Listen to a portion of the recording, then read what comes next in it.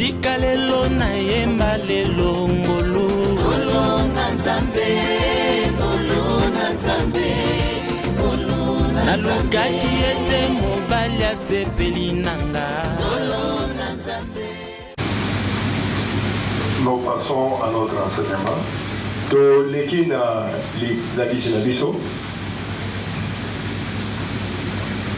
Nous lisons le livre de Exode chapitre 15.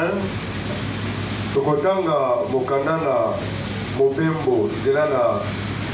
prenons seulement le verset 26. Je dis Exode chapitre 15, verset 26. Il dit, si tu écoutes attentivement la voix de l'Éternel, ton Dieu, si tu fais ce qui est droit à ses yeux, si tu prêtes l'oreille à ses commandements, et si tu observes toutes ces lois, je ne te frapperai d'aucune maladie dont j'ai frappé les Égyptiens, car je suis l'Éternel qui te guérit. Nous prenons Jean chapitre 9, verset 31.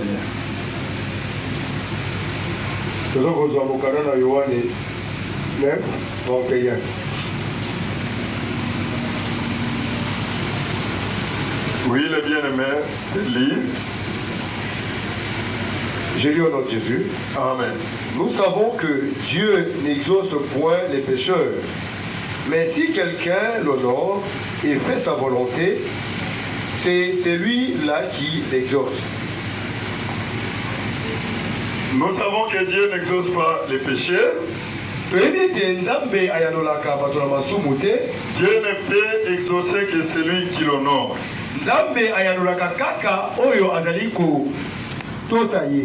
Mais pour honorer Dieu, c'est Dieu-là doit apprendre comment on l'honore. Et dans le livre d'Exode chapitre 15, là la parole de Dieu déclare, si vous suivez attentivement mes lois,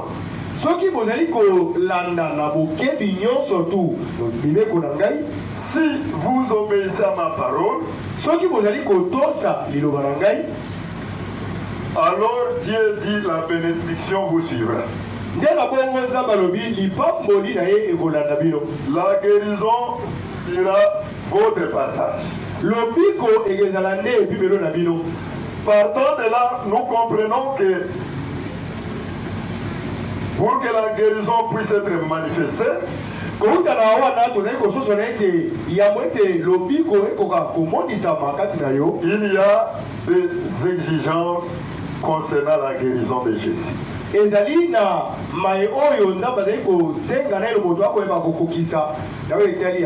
savons que depuis la chute d'Adam, tous nous étions devenus maladies.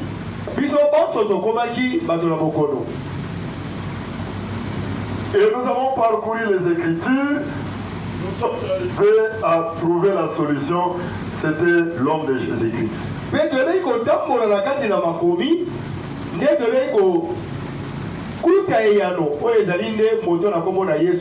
C'est Jésus qui est la solution pour notre maladie.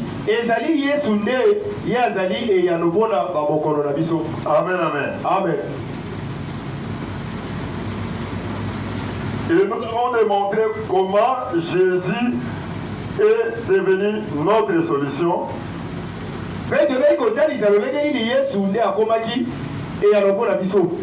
C'est à travers les Écritures que nous avons lues. C'est lui qui a porté nos infirmités, qui s'est chargé de nos maladies.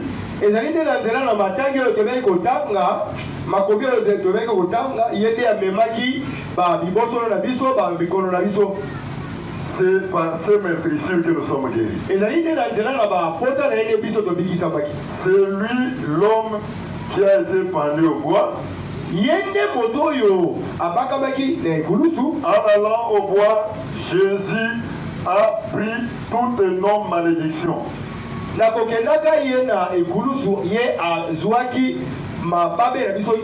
Et cette malédiction, c'est la maladie que nous avons demeuré pendant longtemps.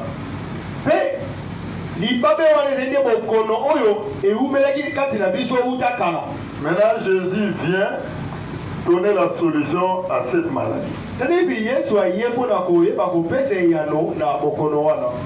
Et l'homme a plusieurs maladies. Il y a la maladie physique,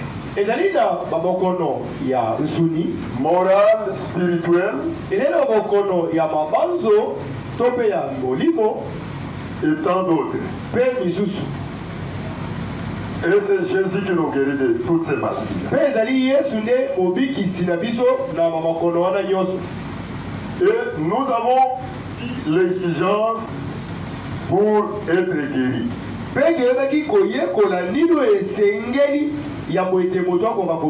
Pour être guéri, il y a des conditions que Dieu a établies.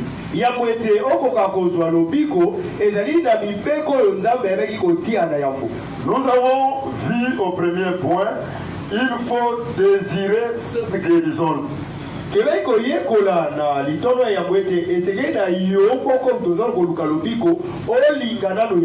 Et ça, vous devez mettre ça en tête.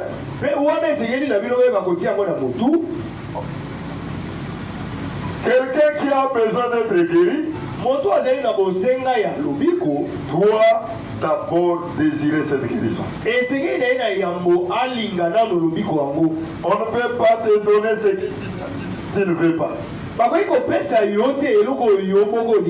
que Jésus disait qu'il te soit fait comme tu l'as dit. Il faut désirer cette guérison-là. Même ce matin, si vous voulez, vous voulez cette guérison, Jésus est capable de vous guérir. Parce que ce n'est pas toi et moi avons dit ça. C'est lui-même qui nous a dit il faut désirer cette guérison. C'est pourquoi quand il s'est présenté devant beaucoup de maladies, il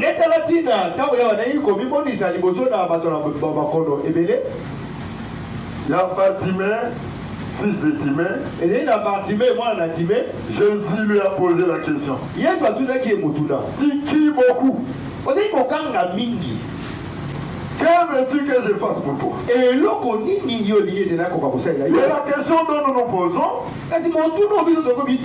Jésus ne voyait pas que Bartimée ne voit pas.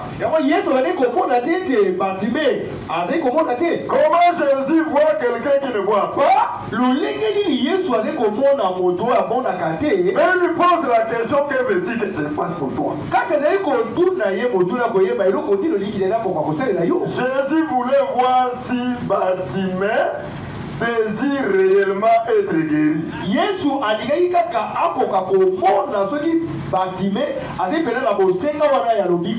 vous voulez désirer être guéri, votre désir doit parvenir du cœur. Si le cœur ne donne pas, c'est que la bouche va parler, n'aura pas de paix. Parce que la bouche ne peut parler que de l'abondance du cœur. Et ce cœur-là, il faut que Dieu te donne cette cœur-là. Et Bartimée, fils de Timée, dit, je veux que mes yeux voient. Et Jésus dit, qu'il te soit fait comme tu l'as dit.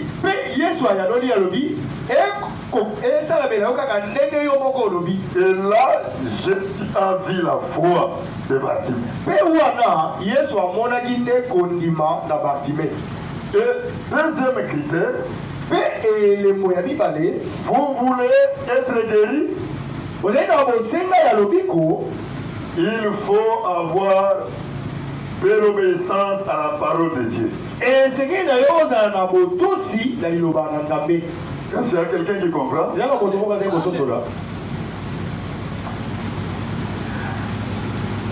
À ce temps du soir où nous sommes,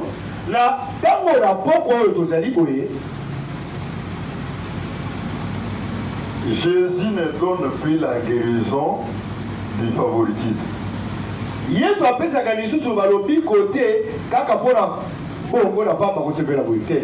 Il y a des conditions à remplir pour être guéri.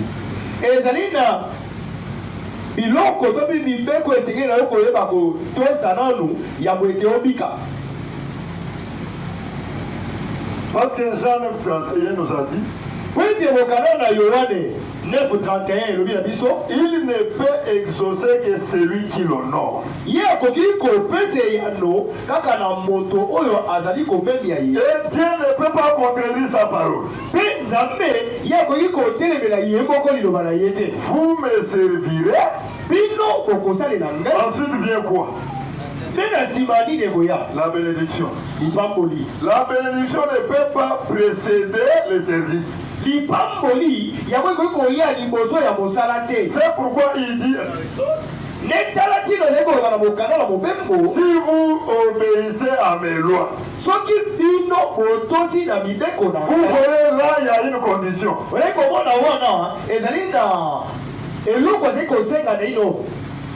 Si vous observez mes commandements, alors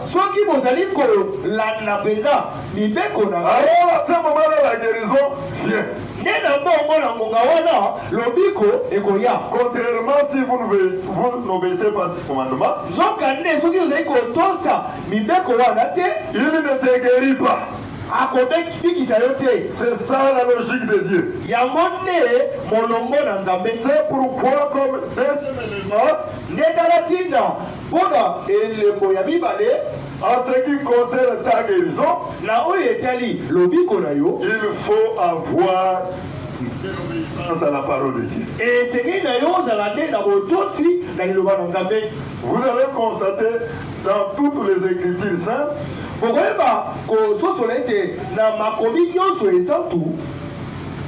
la guérison du corps est mise en rapport par rapport avec le salut.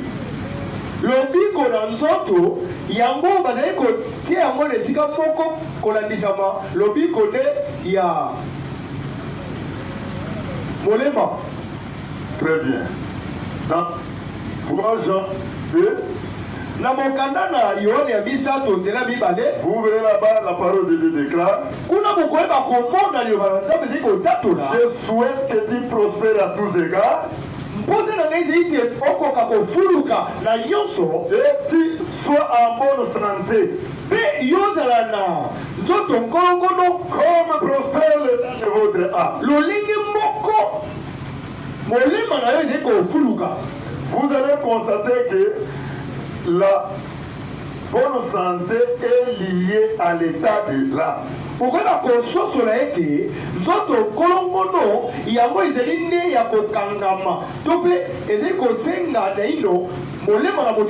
la pensée de Dieu, si votre âme n'est pas en bon état, le corps vaut également. Donc vous voyez qu'il y a toujours l'exigence là-bas.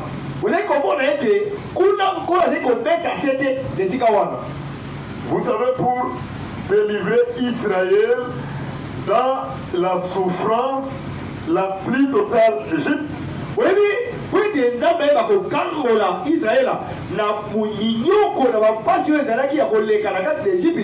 Dieu a institué la Pâque.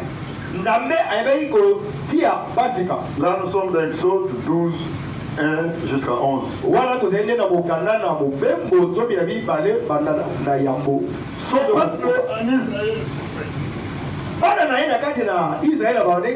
Ils étaient malades. Mais pour les guérir, Dieu va instituer la Pâque. C'était ça la solution pour la sortie de leurs souffrances.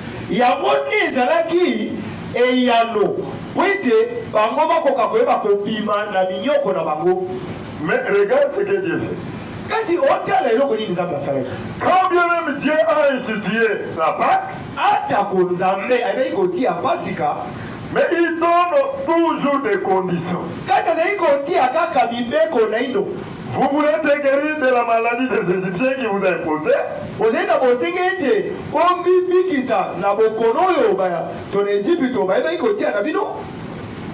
Maintenant, il donne des conditions pour leur guérison. Il dit ceci: prenez un agneau d'un an. Donc si tu prends un agneau de 2 ans, la guérison serait éloignée de toi. Parce que Dieu n'a jamais dit ça. Et quand tu prends l'agneau de 2 ans, on pose la question: tu as eu ça où? Parce que Dieu n'a pas dit ça. Voilà pourquoi aujourd'hui, beaucoup de gens te meurent avec la maladie parce qu'ils ont inventé leurs écritures. Ils ont pris leurs traditions, leurs coutumes. Ils ont institué ça comme étant la parole de Dieu.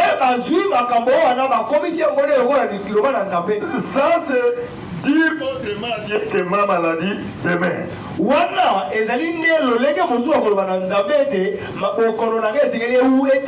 Pourquoi? Parce que Dieu n'a pas dit ça. Prenez un agneau d'un an.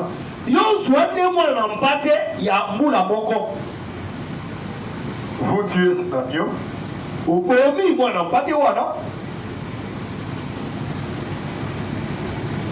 Vous prenez le sang de l'agneau. Vous aspercez sur les linteaux et sur les poteaux.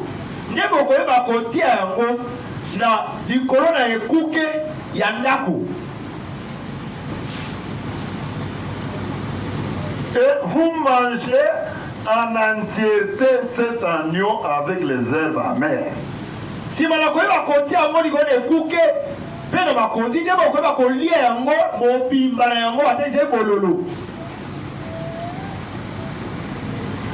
dit, vous mangez cela avec des herbes amères. Vous voyez, pour que la guérison arrive,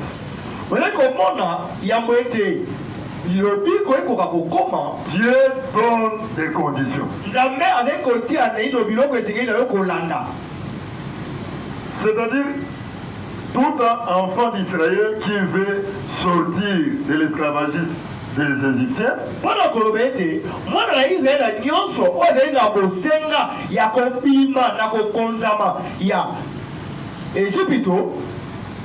doit s'intéresser aux conditions que Dieu a établies. Est-ce qu'il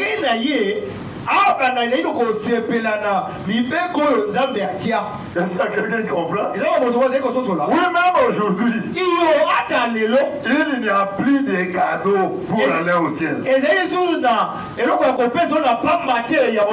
vous expliquer des versets tels que nous sommes sauvés par la grâce. Cela veut dire quoi? Jésus a fait ce travail pour nous. Il a ouvert le droit chemin. Mais pour que Jésus hérite le royaume des cieux, il était obligé de répondre aux conditions.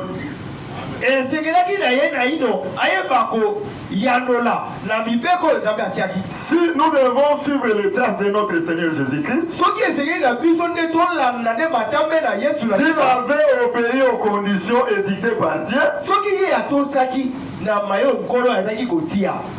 toi aussi pour hériter le royaume, pour être guéri, tu ne peux pas passer outre.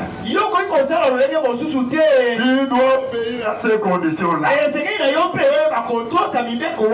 Amen, amen.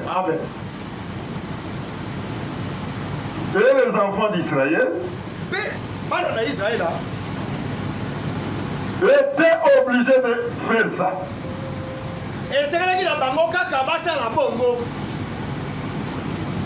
Or, nous savons l'agneau d'un an qu'on a immolé, c'était la personne de notre Jésus.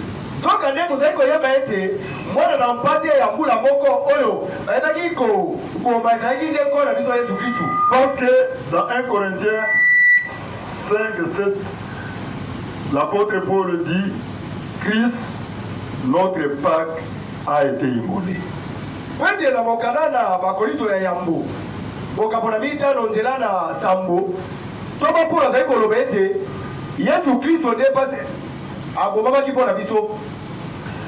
Si dans l'ombre de sang qu'on a répandu au poteau, au linteau,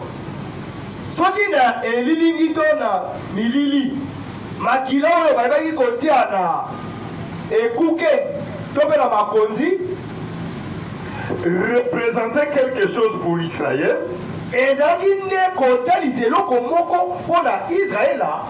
mais pour nous, ce sang-là, c'est le prototype du sang de Jésus qu'il a répandu pour le pardon de nos péchés.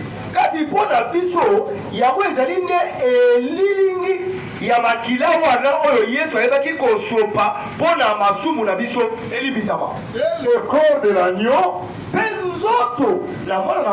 c'est le prototype du corps qu'il a brisé pour notre péché.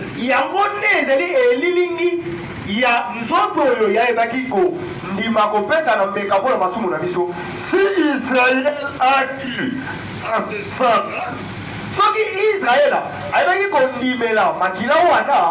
mais pourquoi pas toi aujourd'hui de croire à la parole véritable de Jésus-Christ?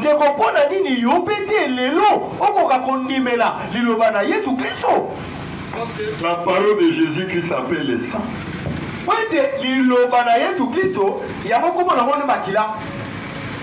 Là, je suis dans Jean 17. Sanctifie-les par ta vérité, car ta parole est la vérité.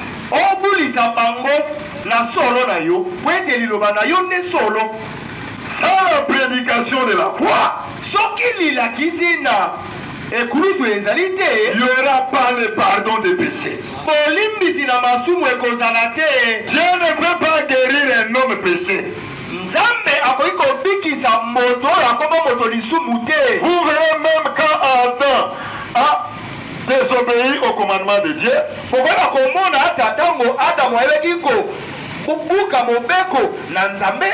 Adam a chuté. Mais pour faire le relèvement d'Adam, Dieu a fait les démarches. Il faut un autre Adam.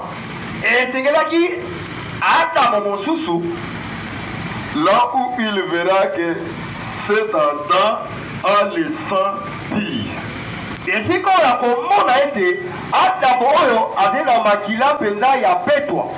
Pour venir racheter son frère.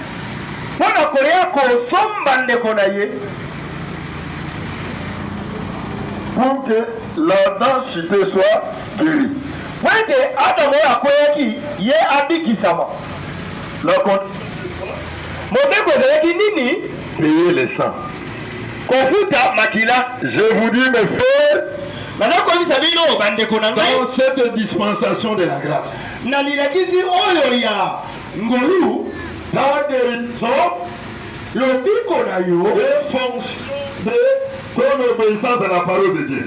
ezali nde koya na nzela ya botosi na yo na liloba na Nzambe Pour guérir toujours Israël de morsissure de serpent, mpona koyeba kobikisa kaka Israela na mino to mpe ngenga na nyoka. Dieu a toujours donné des conditions.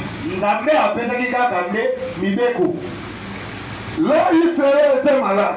Wana Israela azalaki na bokono Parce que quelqu'un à qui le serpent a mordu, po ete moto oyo nyoka azwi vous verrez, le corps va enfler. okomona bino moko lolenge nini nzoto ekokoma kovimba. Il commence à gonfler. Les gens commencent à se gonfler. Esika bazwi eziki na lokolo oyo bato kovimba. Et vous verrez que la personne va manifester la douleur. Mpe bokomona ete moto wana akobanda kotalisa na nzoto na ye mpasi oyo azali koyoka. Mais pour guérir Israël, kasi po ete Israele akoka kobikisama, Dieu va dire à Moïse, Nzambe akoloba na Mose, fais-toi un serpent d'air. yo obisala nde nyoka na botako. Tu vas percer ça sur un bois. Yo kozwa ngo kobaka yango nde na libaya moko. Maintenant, il dit quoi? Nsima sasa hivi alobi nini? Dis aux enfants d'Israël, Loba na bana na Israele, celui à qui le serpent va mordre, moto oyo nyonso oyo nyoka akoyeba kozwa ye mino, s'il regarde sur ces serpents de reins percés au bois, soki kaka ye aloni elongi na ye atali nyoka wana ya botako oyo batie kuna na libaya, il sera guéri de blessures de serpent. ye akoyeba kobikisama na mino wana na nyoka. Voyez toujours, la guérison est liée à une condition. Ozali komona bino moko lolenge nini lobiko ezali kolia kaka na nzela na botosi. Ça, c'était la manière de Dieu de faire dans l'homme. Wana ezalaki nde lolenge na Nzambe ya kosala bosala na milili. Dieu a voulu faire de cette manière-là. Nzambe asepelaki asala nde na lolenge wana. Si dans l'ombre, Israël a fait confiance au serpent au bois, Soki na elilingi to mpe na milili Nzambe ayebaki ko Israele ayebaki kotia elikia na ye to mpe kondima na ye nde na nyoka na botako wana. mais aujourd'hui, toi et moi, Sasa epi lelo yo na ngai nos regards devaient être tournés où? elongi na biso esikaki ebaluka etala wapi? Parce que le serpent perché au bois, Po ete nyoka oyo bavaka na libaya to mpe nekulusu c'est-à-dire le serpent de Dieu, mpona koba ete nyoka na botako n'est rien d'autre que le prototype de Christ. ezali nango eloko mosusu te, ezali nde elembo na Yesu Kristo. Amen, amen. Amen. Si Israël a fait confiance à ces serpents-là, soki Israele ye ayebaki kotia kondima to mpe elikia na ye na nyoka wana et il a eu des réponses satisfaisantes. mpe ayebaki kozwa biyano oyo esalaki ye esengo. Aujourd'hui, toi et moi, lelo oyo boye yo na ngai nous devons tourner le regard à qui? esengi na biso te bakobalola elongi na biso epai na nani? C'est à Christ que nous devons tous tourner le regard. ezali nde na Kristo nde esengeli biso banso toyeba kobalola elongi na biso. Parce que Psaume 34 dit, si on tourne vers lui le regard, po ete banzembo tuku misato na mini ezali koloba soki tobaloli elongi na biso epai na ye, on est rayonnant de joie. tozali bato tokotondisama tokongenga nde esengo. Alors nous comprenons que cet homme-là que nous devons faire foi, nde na boye tozali kososola ete moto wana esengeli na biso toyeba Il a la solution pour nos maladies.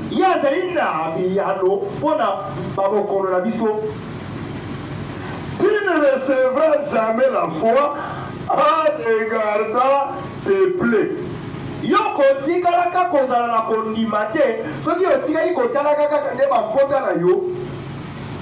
Est-ce que quelqu'un comprend? Personne ne peut recevoir la foi en regardant les symptômes de sa maladie.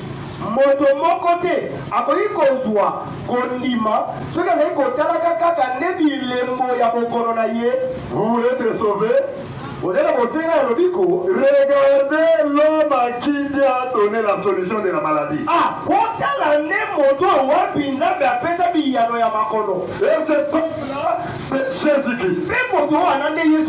Nous devons croire à ce Jésus-Christ et à la fidélité de Dieu.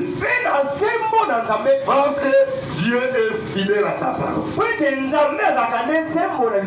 Ce qu'il a dit, il a accompli. Il est venu derrière sa parole pour son accomplissement. Quand les enfants disaient, on regardait ces serpents de rat, il n'y a aucun système du monde les avait empêchés d'être guéris. Et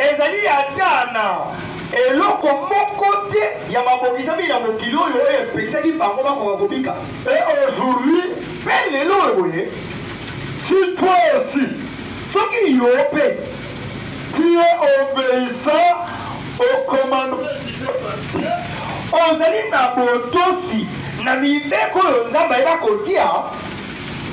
la guérison devient possible pour toi.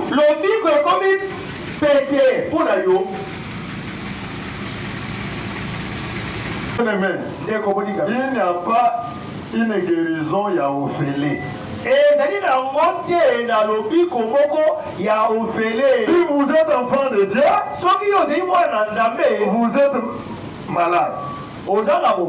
Nous avons démontré les sources de maladie. La parole de Dieu dit examinez-vous vous-même pour savoir si vous êtes dans la foi.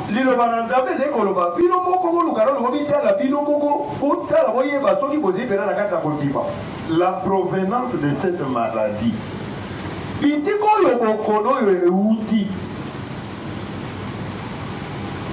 est de qui?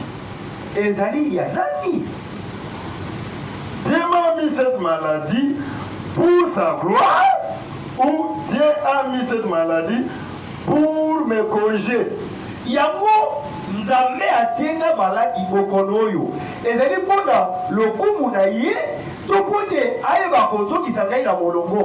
Ou bien cette maladie, ça provient de Satan.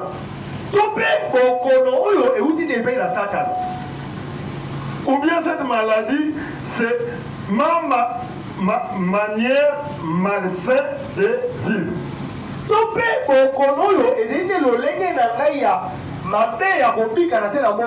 Amen, amen. Amen. Mais vous devez savoir tout ça. Parce que si vous êtes mal propre, et tu n'as pas encore su que cette maladie vient de malpropre.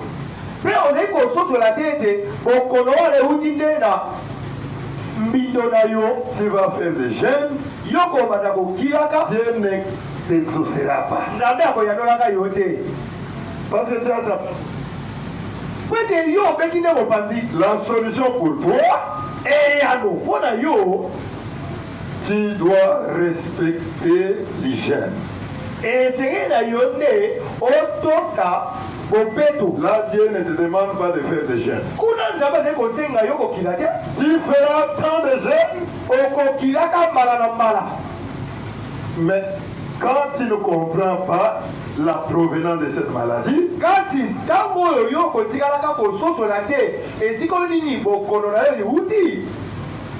tu vas demeurer ainsi. Une maladie provoquée par le diable.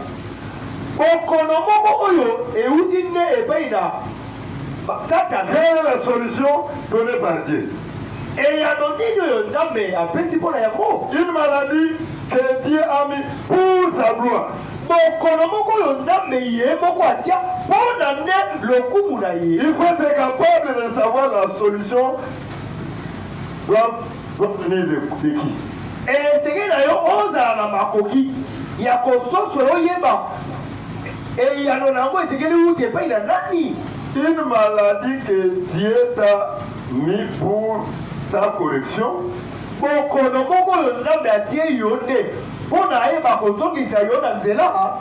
Quelle est la solution? Tout enfant de Dieu doit savoir ça. Dieu te corrige parce que tu as désobéi à sa parole. Toi, tu vois l'oncle qui est au village. Tu vas demeurer même 5 ans, 10 ans avec cette maladie. Tant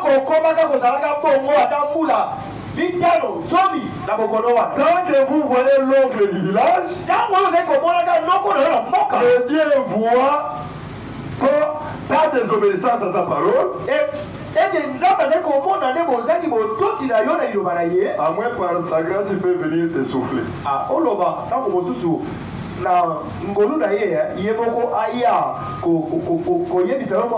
Peut-être pour comprendre. Mais s'il ne te souffle pas, tu vas demeurer comme ça. Parce que Dieu, c'est la parole. Israël, la solution à votre maladie, c'est le serpent des reins. Israël,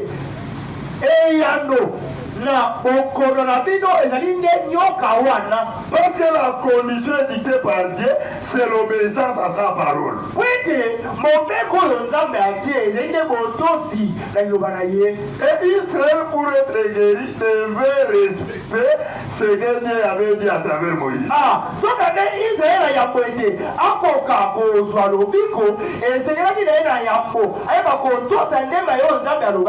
Il faut croire à ce serpent de reins et à la fidélité de Dieu.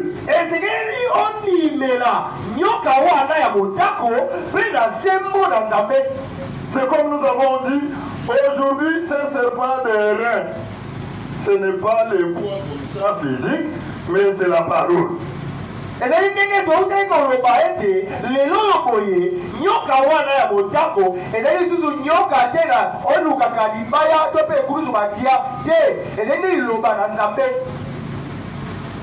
Vous voulez être guéri? Il faut que tu passes à la métamorphose.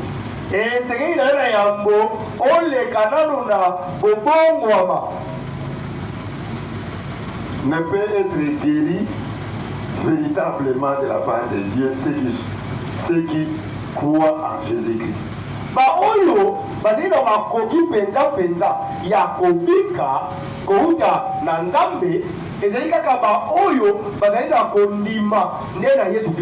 La loi dit une prière faite par un pécheur, c'est une abomination devant.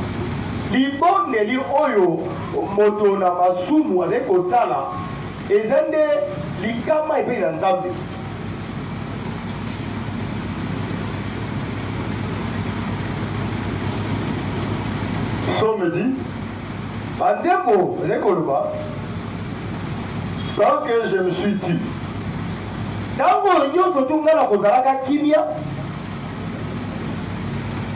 que je me suis dit,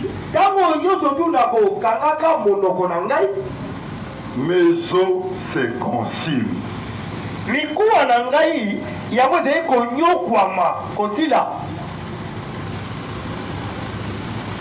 Mais lorsque j'ai confessé mes péchés,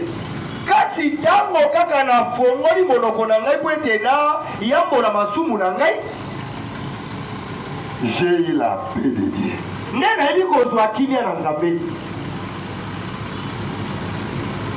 C'est pourquoi dans 1 Jean il est écrit, si nous confessons nos péchés, il est fidèle et juste pour nous les pardonner.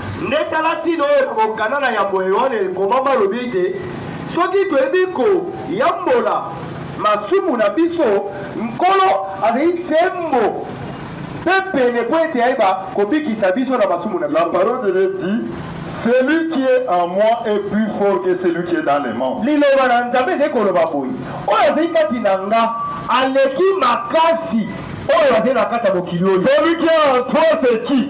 oyo azali kati na yo nde nani? C'est la parole. ezali nde liloba. Amen. Amen. Parce que c'est la parole qui a créé toutes choses. po ete eza liloba nde ekela nyonso. Aucune créature ne peut assujettir la parole. eza tana ekelamu moko te yango eza na bakoki ya kokonza liloba. Parce que tout vient de la parole. po ete monso ewuti nde na liloba. C'est pourquoi quelqu'un qui a la parole, nde tala ntina moto nyonso nde eza na liloba kati na il yo. a le pouvoir d'assujettir les créatures. ye azali na makoki ya kokonza bikelamu nyonso. Mais si tu as la parole de Dieu en toi, kasi soki yo oza na liloba na nzambe kati na yo, maintenant la maladie de femme de nuit, de mari de nuit provient d'où? sasa hivi bokono wana ya mibali na butu to mpe basi na butu ezali kowutaka wapi? Le cancer des seins au fibrome, ça vient d'où? oyo nyonso nto ezali na babokono wana na kati na nzoto na yo ezali kowutaka Nous wapi? avons vu avec vous ici, toyebaki koyekola na bino awa dans les plans originels de Dieu, il n'y avait pas de maladie. na mabongisi mi na nzambe na libandela bokono ezalaka te. Et malgré la chute d'Adam, atako adamu akweyaki Dieu lui-même a fait des remarques pour nous guérir. nzambe ye moko ayebaki kosala bamakambo na ye po ete abikisa biso. Et Jésus est venu la solution pour nos maladies. mpe yesu akomaki ye nde eyano na bokono na biso. Jésus, à un certain moment, avait guéri tous les malades. yesu na ngonga moko to mpe na ntango moko abikisaki bato na bokono nyonso.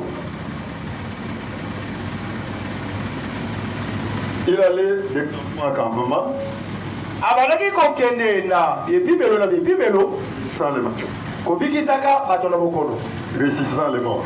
kosekwisaka bakufi. Mais il arrive dans un autre campement, kasi ntango akomi na epimelo mosusu il guérit peu seulement Isaac. ye abikisi kaka moke mpe akei na ye.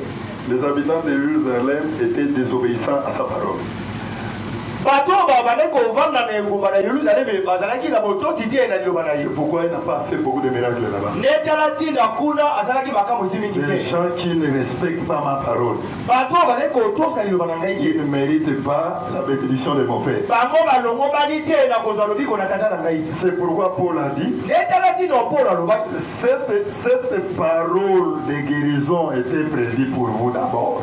liloba oyo ya lobiko yango ebongisamaka na ino nde mpo na bino. Mais pour que vous, parce que vous les jugez indignes, kasi lokola bino bozali komona yango ete ezali elongomana te nous nous tournons vers les païens. biso tobaluki epai na bapagani. Et quand Jésus te donne le dos, mpe ntango yesu apesi yo mokongo tu vas chercher des médecins de ce monde, yo koluka minganga ya mokili tu n'auras pas de solution. okotikalaka kozwa eyano te. Parce que la solution vient quand Jésus te regarde. po ete eyano eyaka nde ntango yesu abaloli elongi Il aura compassion de toi. akozala na mawa na yo. Parce que quand tout le regarde vers lui, po ete ntango babalolaka elongi epai na ye ne peut tourner le regard vers Jésus. oyo azali na makoki ya kobalola elongi epai na yesu C'est que celui qui croit ce que Jésus a dit, ezali kaka oyo azali kondimelama yo yesu aloba. autrement dit, celui qui obéit à sa parole. na lolenge mosu akoloba ezali nde oyo azali na botosi leloba na ye. C'est pourquoi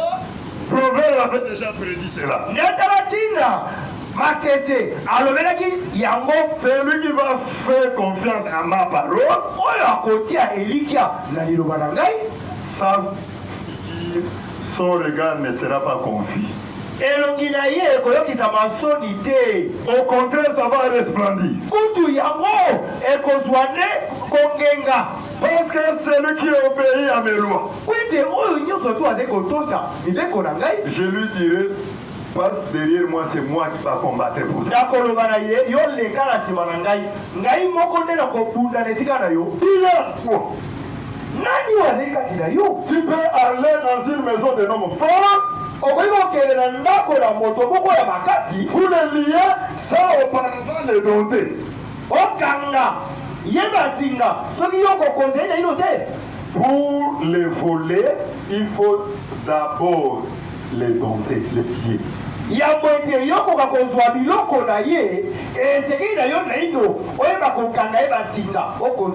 quand vous allez les dompter, et là vous pouvez détruire sa maison.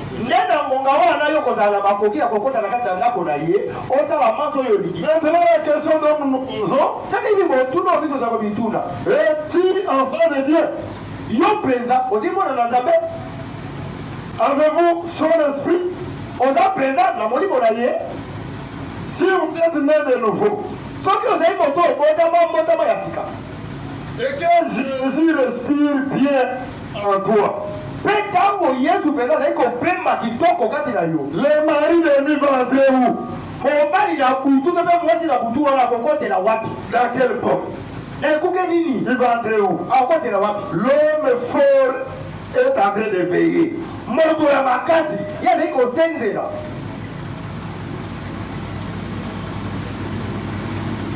C'est là où l'apôtre Paul dit, examinez-vous vous-même.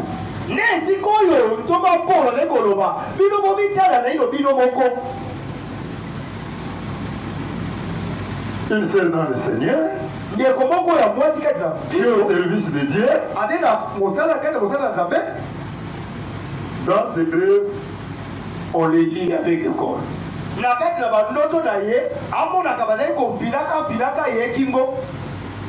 On vient même prendre ses enfants et on les fait sortir. Je m'adresse à vous. Il est frère dans le Seigneur qui sert Dieu. Les sorciers viennent prendre ses enfants. Il les fait sortir. Où est ton Dieu? On mange où? L'un de l'éternel camp autour de ceux qui le craignent. Il y a toujours une condition. Si vous ne craignez pas Dieu, l'ange de Dieu n'est pas là. L'ange peut être à ton service. Vois en toi l'homme fort est là.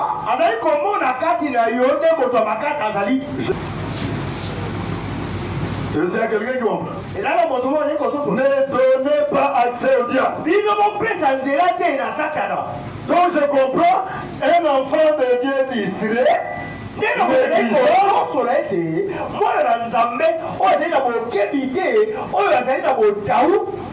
peut ouvrir la porte au diable. Alors que nous savons dès que le diable entre, Dieu lui a donné les spécialités de détruire.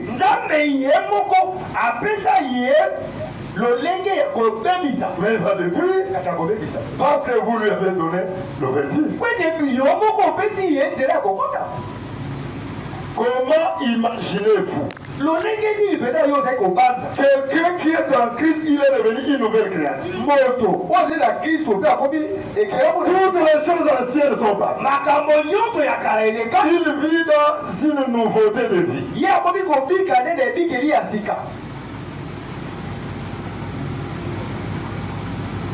Dans sa maison, c'est rempli des esprits. On peut les manipuler comme on veut. On a blagué avec Pierre. Comme Pierre faisait la volonté de Dieu. Dieu a dit Pierre soit calme. Comme c'est moi qui t'ai envoyé. Tu parles de ma part. Je vais faire quelque chose le monde n'a jamais vu. L'ange de Pierre est où? Allez faire sortir Pierre parce que tu es au service de Dieu. Je vais démontrer au monde que moi, Dieu, je fais ce que je fais. Pierre emprisonné,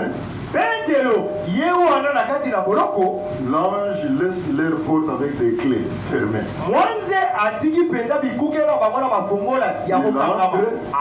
Il réveille Pierre, le tenait dans la main, sortait.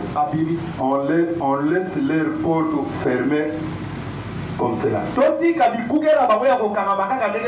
Et lorsque nous racontons ça, les gens croient que ce sont des femmes ou bien des imaginations.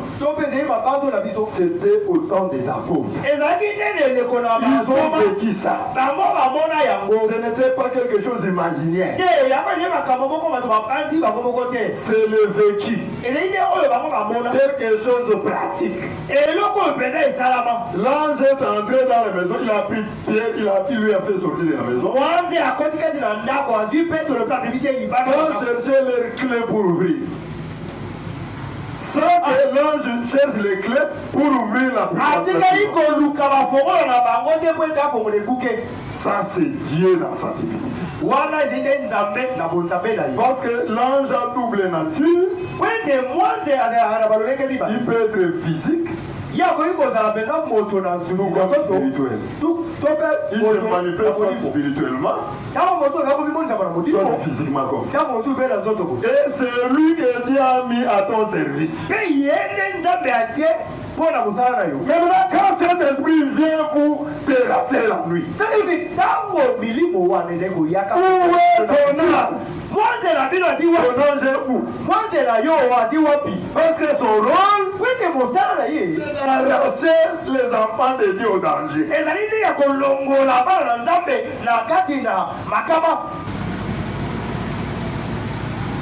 Vous êtes obéissant à la parole de Dieu?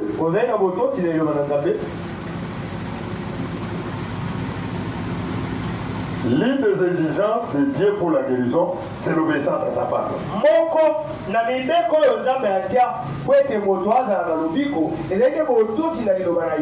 Est-ce qu'il y a quelqu'un qui a compris?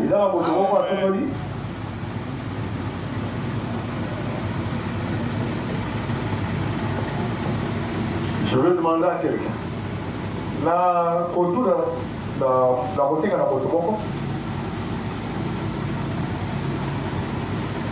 Celui qui est malade.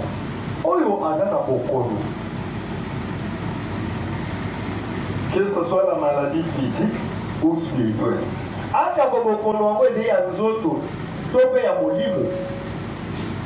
Parce que Jésus guérit les deux.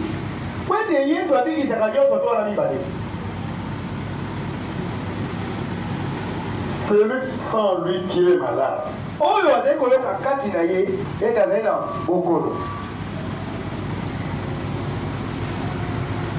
Et qui a vérifié en lui, il trouve quelque chose.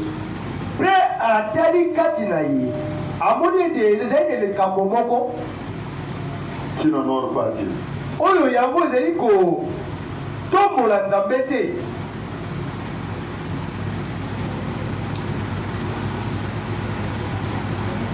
Je vous demande à confesser sincèrement au fond du cœur.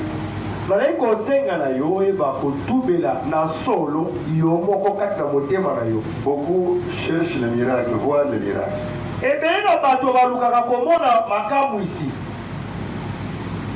Beaucoup ils regardent à la télé, quelqu'un est en train de témoigner, j'étais malade, je suis sauvé.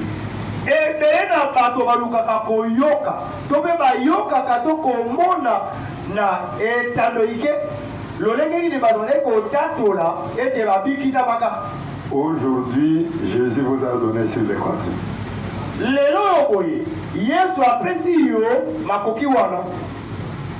Parce qu'il avait dit à Marie, à Marc, si tu crois, tu verras la gloire du Seigneur.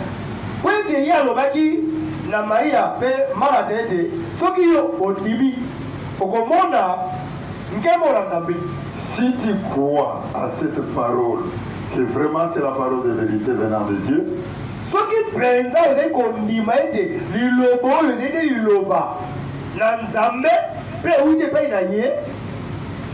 je vous invite à regarder les symptômes de ta maladie.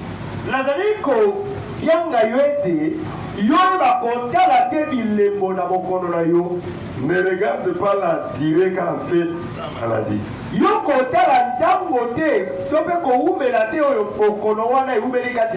regarde pas autant de comprimés que vous avez pris.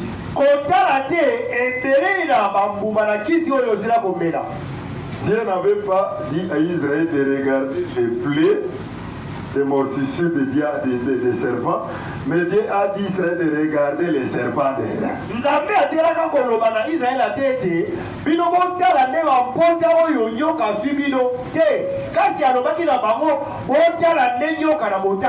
Vous cherchez les médailles. Vous voulez voir la guérison? La parole est plus près de toi. Dans ta bouche et dans ton cœur. Cette parole-là, parole de la foi. Quiconque croit, le miracle devient possible. La guérison devient possible.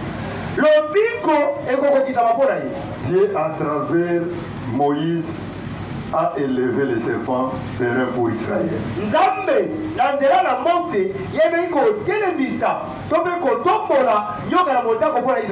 Toutes ces images-là, Dieu, à l'accomplissement, a élevé au bois.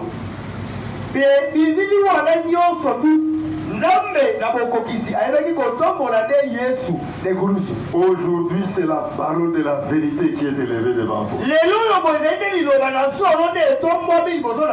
Si tu crois au fond de ton cœur de cette parole,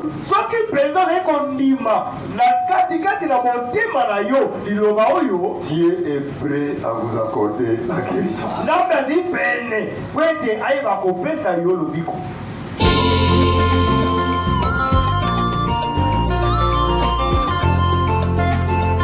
Seigneur.